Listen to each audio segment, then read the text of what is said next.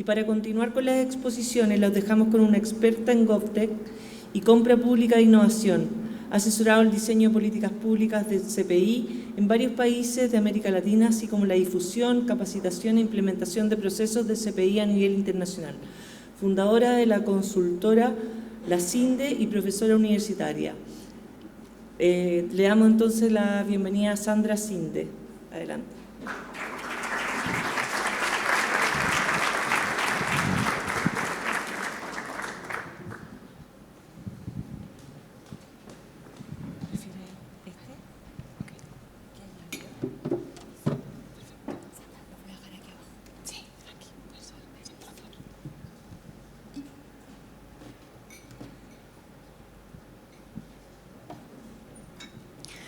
Bueno, muchas gracias por la invitación, Albit. La verdad es que es para mí un honor estar aquí y sobre todo, bueno, escuchar. Creo que las presentaciones anteriores han sido muy buenas. Intentaré un poco rescatar parte de las cosas que se han dicho porque creo que tienen mucho en lo que yo voy a plantear, que es, bueno, cómo llevamos a la práctica o cómo hacemos que esto de la compra pública de innovación, que se ha dicho, los cambios sistémicos, realmente se hagan realidad. Cuando tenía que buscar el título no tenía muy claro, uno quiere a veces concentrar en un título todo lo que quiere contar, y yo creo que esto va de cambiar. Me gustó lo que decía el ponente anterior, la idea de es que tenemos que cambiar las palabras. Yo soy la primera, creo que ya hace muchos años Wittgenstein lo dijo, los límites de nuestro mundo son los límites del lenguaje. Y creo que eso es lo que pasa. A veces no utilizamos conceptos o generamos unos que nos hacen encasillar un poco a las organizaciones, ¿no? Y creo que en el sector público pasa eso. El sector público se ha creído durante mucho tiempo que no puede ser emprendedor, que tiene que apoyar el emprendimiento. Y para mí el enfoque está ahí. Cuando pensemos que tenemos sectores públicos que pueden ser emprendedores, cambiarán mucho las cosas.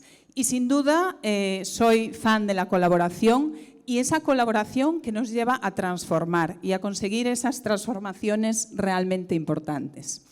Bueno, quería empezar con una pregunta y un poco retándolos. Bueno, yo vengo de otro Santiago, que es Santiago de Compostela, en España, y tenemos una expresión que a veces decimos que es que me pasó que me miraron como las vacas al tren, ¿vale?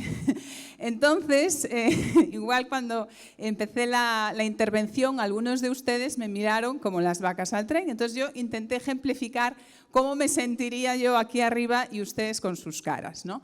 Con esto no estoy diciendo que ninguno de los que está aquí tenga ningún parecido razonable. Pero sobre todo, cuando yo planteara esa pregunta, ¿no? ¿Crees que la innovación y las compras públicas y la compra pública no pueden ir juntas?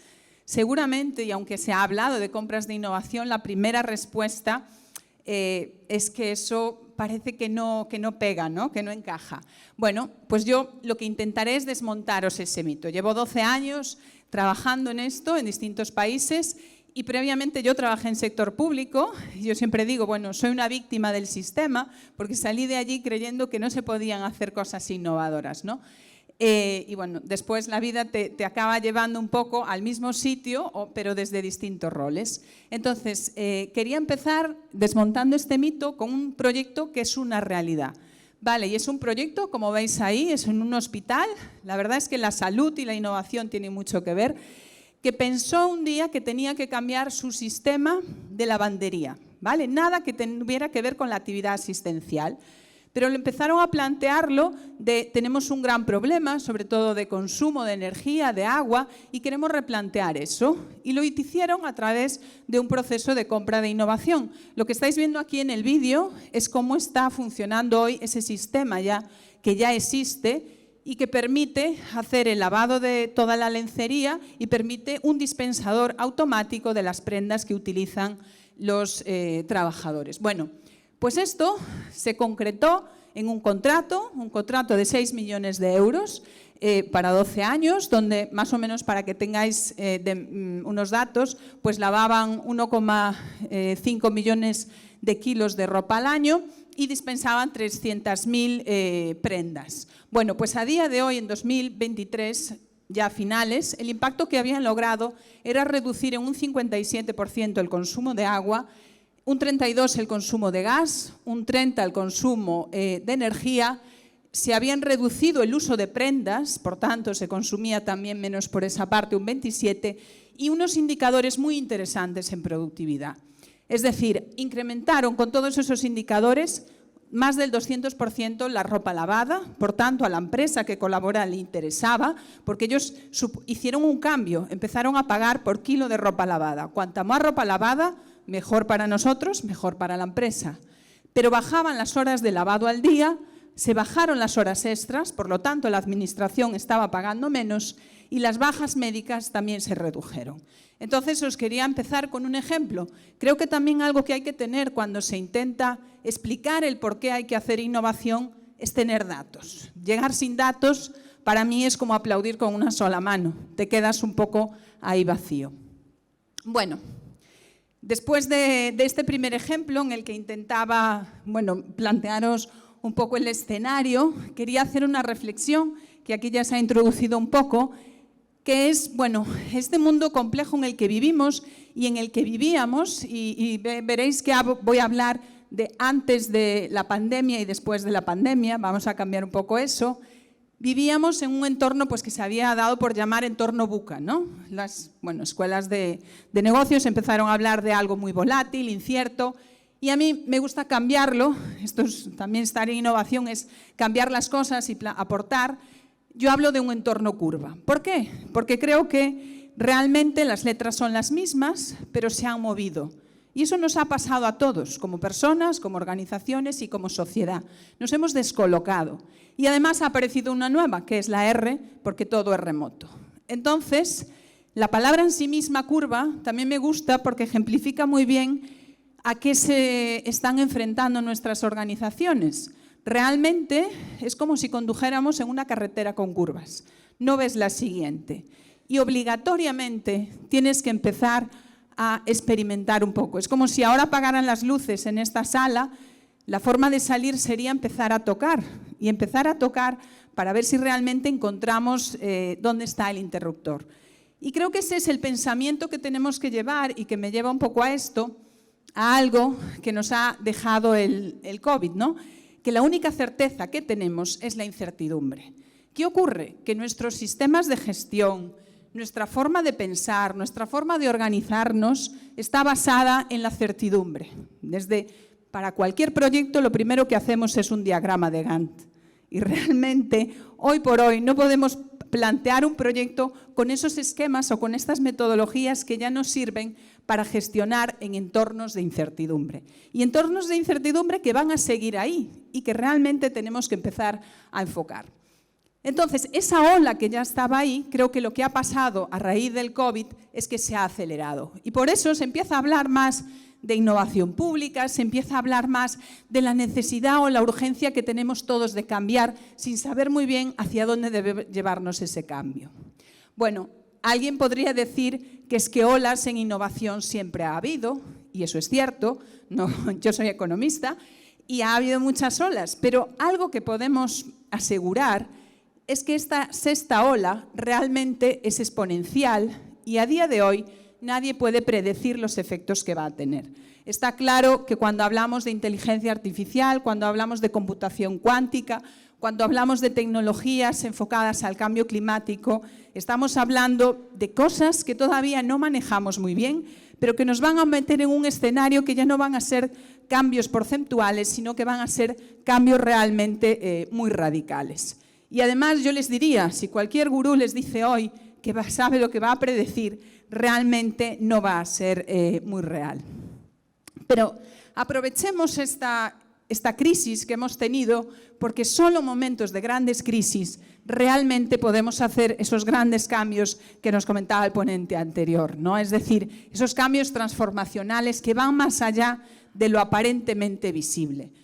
Entonces, creo que estamos de enhorabuena porque el COVID ha venido a acelerar algo que ya estaba en marcha y que realmente nos va a generar grandes intereses. Entonces, mi propuesta aquí hoy es bueno, esa ola está ahí, esa ola ha crecido, nos da miedo, porque el efecto cuando uno se coloca delante de una ola de 20 metros, os puedo asegurar que es de miedo, y mi invitación es surfeemos la ola. Pero surfear una ola de 20 metros no se puede hacer solo.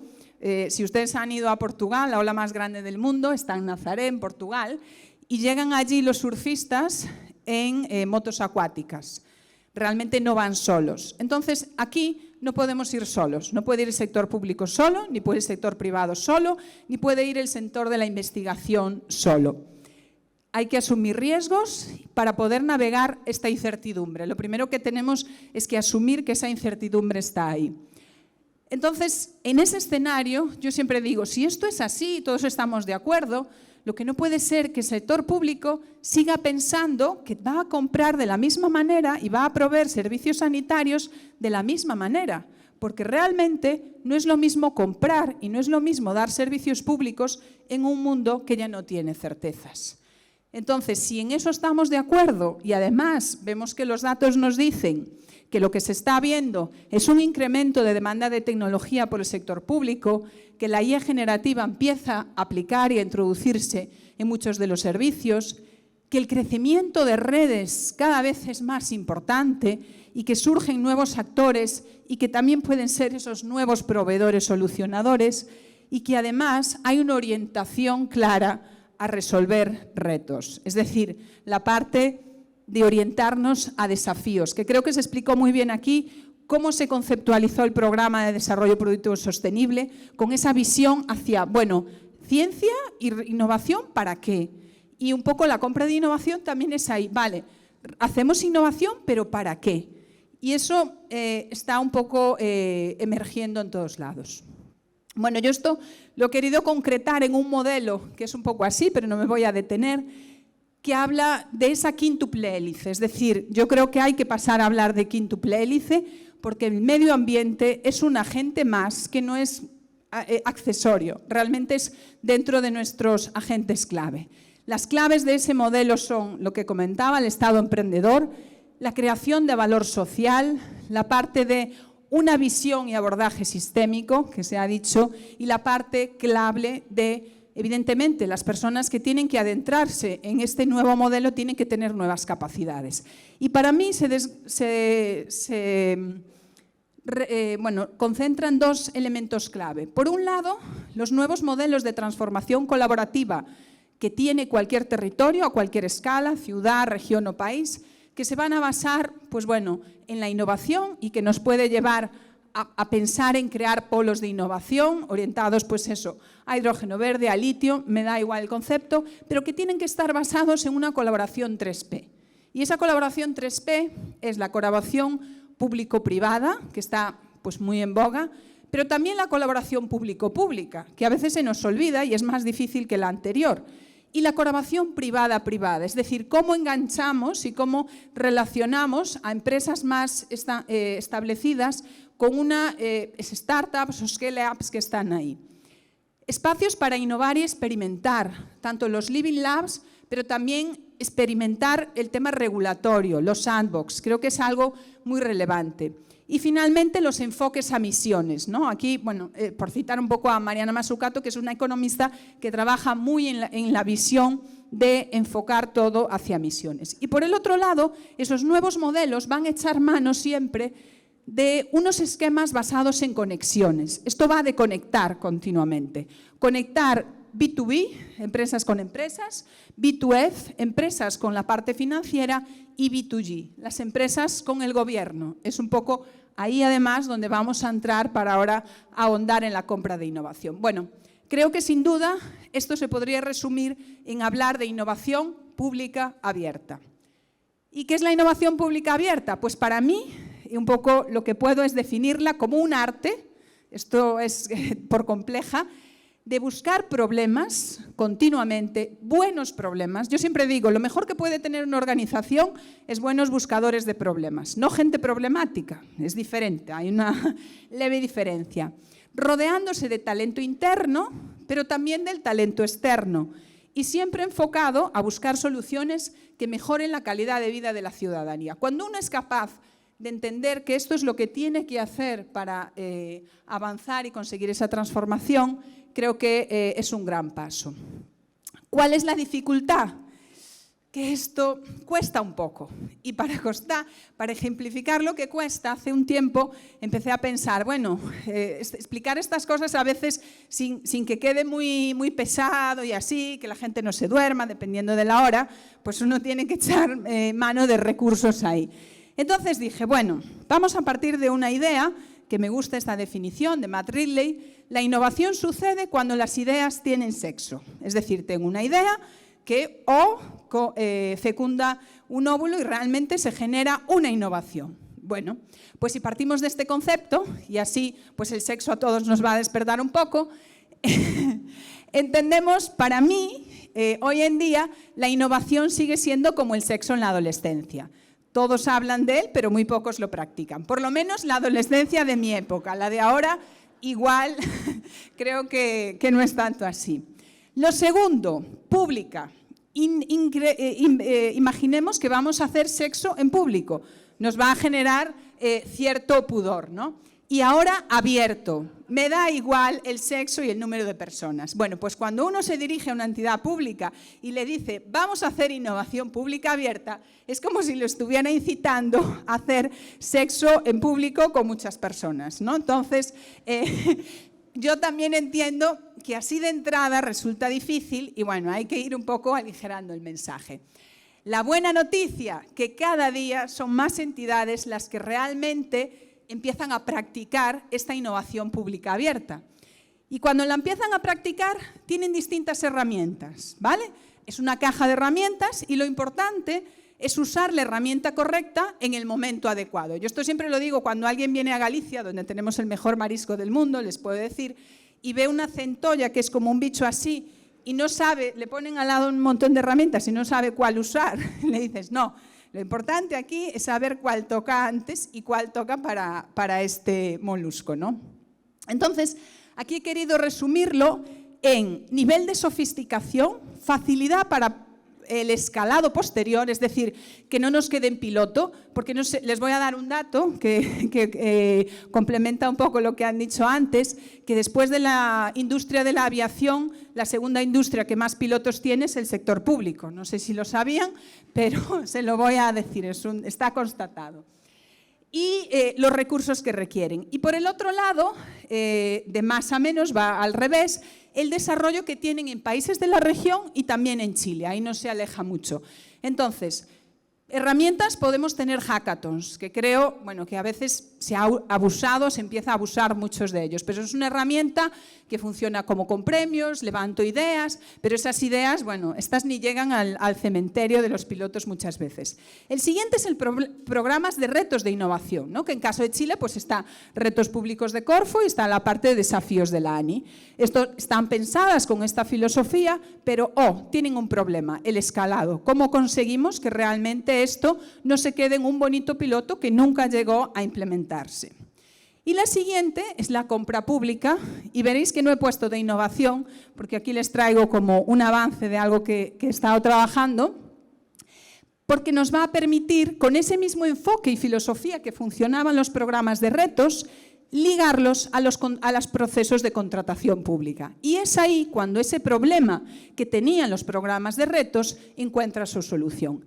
Y lo último, que está más avanzado y si dijéramos en la región prácticamente yo no conozco ninguna experiencia, son las aceleradoras corporativas públicas. Es decir, ya no solo generar compras de innovación, sino que una entidad pública haga pues, identificación de problemas, scouting de startups y luego genere una incubación y un fortalecimiento de esos solucionadores para llegar a incluirlos dentro de su cartera de proveedores, ¿vale? En el caso de España, por ejemplo, iniciativas interesantes está TrenLab, que es la aceleradora de Renfe, AENA Ventures, que es la aceleradora de la empresa de aviación.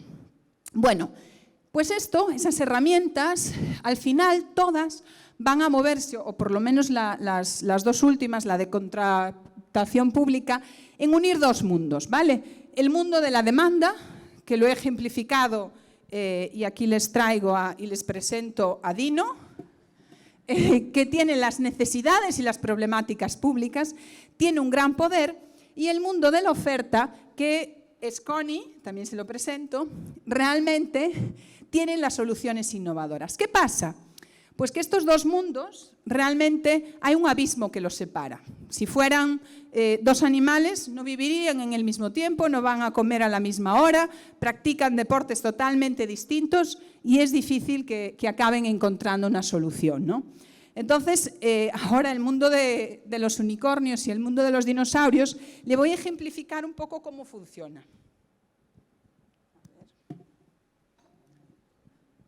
Es que hablan, ¿eh? Hola, Dino. Hola, Connie. Hola, hola. Hola, hola. Hola, hola. Hola. Hola, Connie. Sí. Hola, hola, hola. Hola, hola. Ah, ya llegaron. Esto es lo que quería que vean, es que realmente se vuelven locos. Los tengo que apagar porque... Esto es lo que pasa, que empiezan a hablar, pero cuando ya llega un momento no se entienden y acaba generándose pues esa distorsión, es decir, el ancho de banda en el que están es diferente. ¿Y por qué? Porque yo he llegado a la conclusión de que ese abismo no se puede cerrar si no aparece un elemento clave, que es la confianza. Vale, la confianza en los ecosistemas de contratación pública no existe, están basados en la desconfianza. Desconfío de que el proveedor me haga lo que yo le he dicho, por eso pongo todas las cláusulas muy bien reguladas. Desconfío de que tenga exactamente el interés. Y eso es así desde muy antiguo. No sé si, bueno, les voy a devolver al principio de Arquímedes. Cuando surge el principio de Arquímedes es porque, bueno, el emperador había encargado a los orfebres que hicieran una corona de oro y les dio las monedas de oro. Cuando llega la corona, tenía dudas de que hubieran empleado todo el oro en la corona y entonces le plantea un desafío a Arquímedes. Dime si esta corona realmente tiene todo el oro que yo he entregado. Desde ese momento, para mí, los sistemas de compras siempre han estado basados en la desconfianza hasta el día de hoy.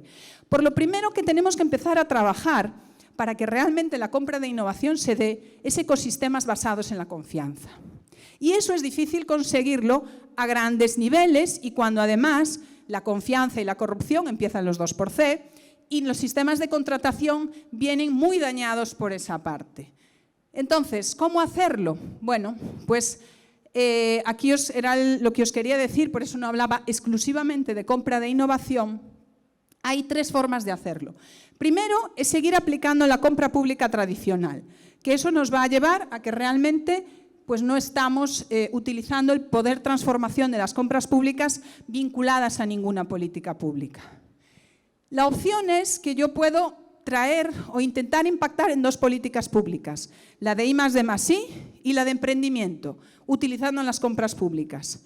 Si intento enfocarme solo a la política de emprendimiento, puedo hablar de un concepto que son las compras públicas a emprendedores, ¿vale? Y vendría muy vinculado a todo lo que está detrás de los ecosistemas GovTech.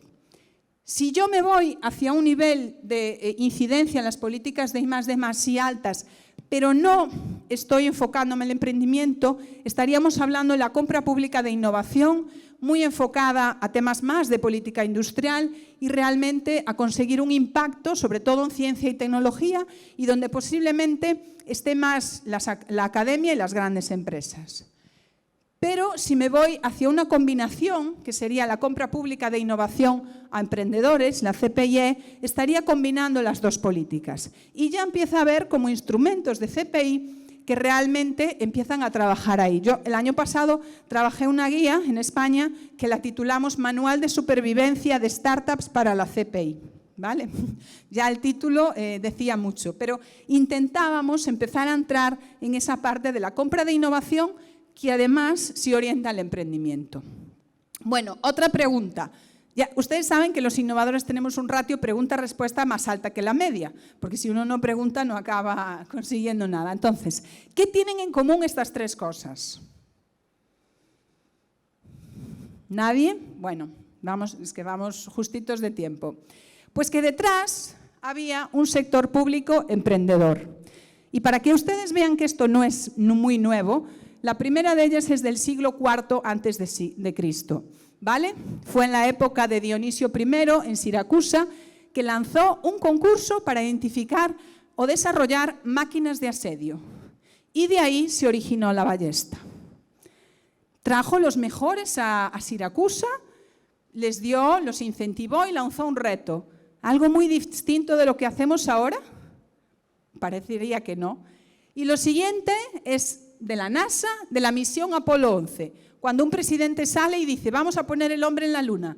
Imagínense que ustedes que trabajan en la NASA en ese momento y dirían, ¿y yo ahora cómo compro la nave que va a llevar este señor? Es como... Y empezaron a pensar, que yo creo que eso es la importancia, en términos de cuáles son los problemas, cuáles son los desafíos, cuáles son las necesidades que no tenemos resueltas, como que tenemos que alimentar a estos astronautas que van a estar 13 días ahí, que no puede pesar, que no se puede estropear, y eso dio origen a la comida liofilizada. Y que habría que mantener la nave limpia, y eso dio origen a la aspiradora inalámbrica. Vale, entonces esta idea del Estado emprendedor no es nueva, es de hace 23 siglos. ¿Y qué se necesita? Bueno, pues yo lo he resumido en una fórmula. También soy fan de las matemáticas, creo que resume muy bien. Y se necesita, primero, condiciones estratégicas. Esas condiciones estratégicas debemos sumarle las habilidades en las personas y solo podremos acelerar eso en el momento que tenemos las condiciones habilitadoras que necesitamos de las entidades que la tienen que practicar. Y eso se obtiene de esta manera. Primero, tener las condiciones estratégicas es entender la compra de innovación como un elemento sistémico. Este trabajo, el año pasado yo estuve trabajando de consultora con el BID para desarrollar la política de compra de innovación para aquí. El ministro presentó el mapa de agentes en su presentación, que estaba ordenado de esta manera, ¿no? Entendiendo las políticas públicas, entendiendo el marco legal, entendiendo los que demandan, entendiendo la oferta tecnológica y entendiendo los instrumentos financieros. Bueno, pues esto, hoy por hoy, en el caso de Chile ya está desarrollado. Las habilidades en personas, si uno tuviera que este Dino, que ahora queremos que sea super Dino y que se lleve bien con Connie, va a necesitar saber básicamente de 6 cosas. Necesita saber de contratación pública. Ojo, no decíamos que esto era compra pública de innovación, si supiera de compra ya le llegaría. No, eso es una de las cosas. Y necesita ser sofisticado, además, en contratación pública. Pero necesita saber de tecnologías disruptivas, porque muchos de esos problemas van a necesitar de este tipo de tecnologías. Necesita saber de innovación abierta, de cómo son esas relaciones. Necesita saber de cómo me relaciono con las startups. Necesito entenderlos y empatizar con ellos. Necesito saber de propiedad intelectual e industrial, porque, ojo, vamos a trabajar con material sensible que son las ideas. Y finalmente, necesita saber de metodologías ágiles y de indicadores, porque si esto es un entorno de incertidumbre, no me va a servir el diagrama de Gantt, voy a necesitar de otras cosas. Y finalmente, las condiciones habilitantes, esto lo he resumido también hace unos años, en que yo empecé a observar que decía, uy, ¿por qué hay organismos que acaba funcionando esto de la compra de innovación y hay otros que no? Y no tiene que ver ni con el sector ni con el país. Yo he trabajado en más de 10 países en estos temas y os puedo asegurar que no había nada detrás. Y entonces, bueno, empecé a ver y dije, uy, es que pasan algunas cosas que siempre se dan cuando algo tiene éxito. Y eso lo llamé la teoría de las 4 Ds. Es decir, en los casos que había éxito, había una decisión a alto nivel y eso estaba atado con algún tipo de programa o estrategia. En el caso de Chile se ve muy claro con el programa de desarrollo productivo sostenible. Había disposición de un equipo de personas que estaba interesada, pero que además se había capacitado. Luego había definición, había una realización de un procedimiento y un poco todo ese análisis y finalmente también había dinero para ponerlo en marcha. Y eso me di cuenta porque es cierto que cuando uno quiere introducir unos cambios de estos, pretender que se siga haciendo con el mismo presupuesto que ya tienen los que ya hacen contratación, cuesta más. Y en los países que se ha acelerado, y ponían el ejemplo del SBIR en Estados Unidos, el SBIR de Estados Unidos es un programa que se financia con presupuestos de todas las entidades públicas que obligatoriamente detraen una parte de su presupuesto anualmente para ese programa, ¿vale? En el caso de España es así. De España, de hecho, han salido los datos ahora en la Semana de Innovación de la Comisión Europea. Es el tercer país en implantación de compra de innovación, pero ha puesto en marcha 2 instrumentos financieros para impulsar estas compras en el país en los últimos años. Bueno, no me voy a detener en el cómo hacerlo, pero sí os quería poner el proceso que yo lo he llamado un poco el viaje de las emociones. Uno acaba desarrollando emociones a lo largo de este proceso y requiere de capacidades totalmente distintas. Y dentro de esas hay 2 que son claves. La identificación de las necesidades, los buenos problemas, y por eso me parece importante lo que se decía antes de, desde el inicio, yo tengo que estar pensando realmente en qué quiero hacer con esto, y finalmente la fase de medición y despliegue y evaluación, ¿vale? Lo que pasa en medio, pues bueno, difiere un poco de un proceso de compra tradicional, pero no nos vamos a meter ahí. Y os quería poner con un ejemplo que curiosamente es del sector salud, porque bueno, yo he tenido la suerte, como en 2016, de poner en marcha en mi región, en Galicia, la iniciativa más importante de compra de innovación a nivel europeo, que fue del Servicio Gallego de Salud, 90 millones de euros para cambie usted el sistema asistencial. ¿Por qué? Porque había una necesidad o un problema regional que era el envejecimiento de la población. En Galicia, en aquella época, más del 25% de la población tenía más de 65 años y evidentemente eso hacía prever una quiebra del sistema sanitario en unas condiciones normales. Entonces, ya muy temprano se empezó a pensar en soluciones enfocadas al empoderamiento, a teleasistencia, a revolucionar un poco la asistencia como se prestaba, ¿no? Y había 2 proyectos, uno muy grande que era Hospital 2050, que es soñarnos el hospital del futuro, que era un hospital líquido, es decir, yo lo que quiero es que la gente no venga al hospital y cuando venga permanezca el menor tiempo posible. Y el siguiente era Innovasaude, que era cambiar totalmente los procesos asistenciales. Y este fue uno de los proyectos de los que hay más datos, porque se presentó a un premio europeo que ganó, y es un proyecto que nació para atender a los enfermos con enfermedad obstructiva crónica, el EPOC. En Galicia, bueno, somos una región muy húmeda, entonces las personas mayores, muchos pacientes crónicos, pluripatológicos, yo siempre hago el chiste, enferman de todo, no mueren de nada, pero es un poquito para ponernos en situación, ¿no? Entonces, lo que veíamos es que empezamos a analizar los datos y cuando los pacientes tenían un primer ingreso hospitalario, casi todos tenían un reingreso, 2 o 3 reingresos más en el año. Entonces se dijo, bueno, pues dentro de este proceso vamos a cambiar y les vamos a dar un seguimiento a través de una plataforma de seguimiento en casa después de su primer ingreso hospitalario. Entonces se hizo eso, sabéis, la tecnología no era súper avanzada, había una plataforma concentradora de señales, se les daban unos dispositivos, pero lo importante de esto es que cambiar eso nos llevó a unos indicadores muy interesantes. Primero, que se reducían las visitas que estas personas hacían a los centros de salud, que los pacientes decían que estaban mejor atendidos, que se disminuía la mortalidad, es decir, es un indicador asistencial y que, ojo, se llegaban a ahorros, ¿vale?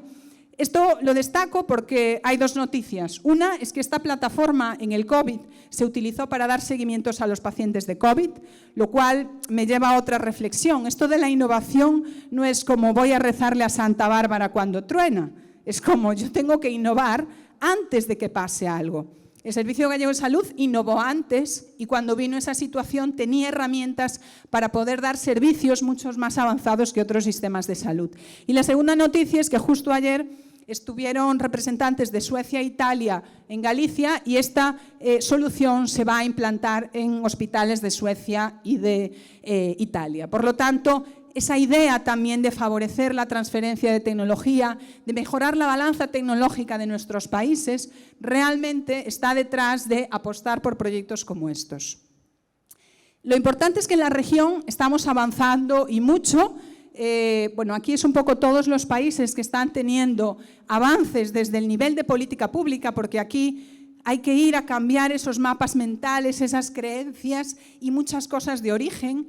Y evidentemente pues, Chile lleva ya trabajando unos años, ¿no? Y destacaría pues, claramente a Brasil con una legislación específica, tiene un marco regulatorio para startups, donde ya se han enfocado mucho a la compra de innovación a emprendedores con un marco legal específico y creo que tienen buenos avances.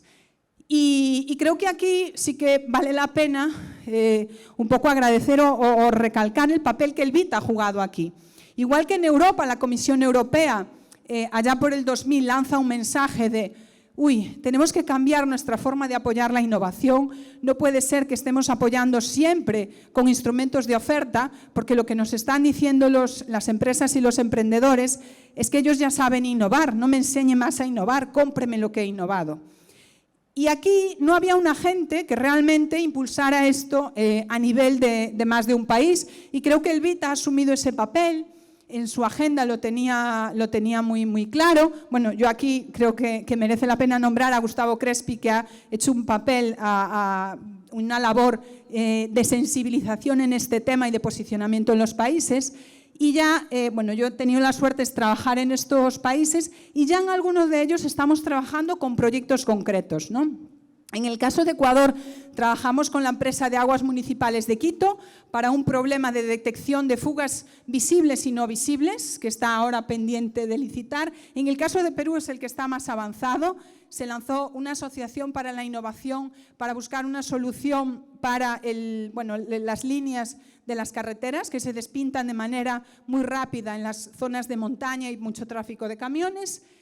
En el caso de Argentina, estamos trabajando desde el año pasado con la CONAE, con la Agencia Espacial, para identificar un modelo, además de innovación abierta para ellos. Y en el caso de Chile, pues los 2 pilotos que ha comentado. Y recientemente en Costa Rica, también con la empresa de acueductos, para, ahí es un tema más de detectar plaguicidas en el agua y evitar las contaminaciones. Bueno, en resumen, creo que esto va de cambiar la mirada, ¿vale? La innovación es eso. Pasamos muchas veces por el mismo sitio, pero tenemos que mirar de manera distinta. El camino es, partiendo de los problemas y de los desafíos, que sí los hay, tenemos que ser lo suficientemente inteligentes para tener organizaciones innovadoras que transformen esos problemas en oportunidades, porque si no, seguiremos teniendo esos mismos desafíos y esos mismos problemas sin atender. La clave es tener personas que sean capaces de hacer ese salto. Primero, poniendo el foco en los problemas, buscar esos buenos problemas.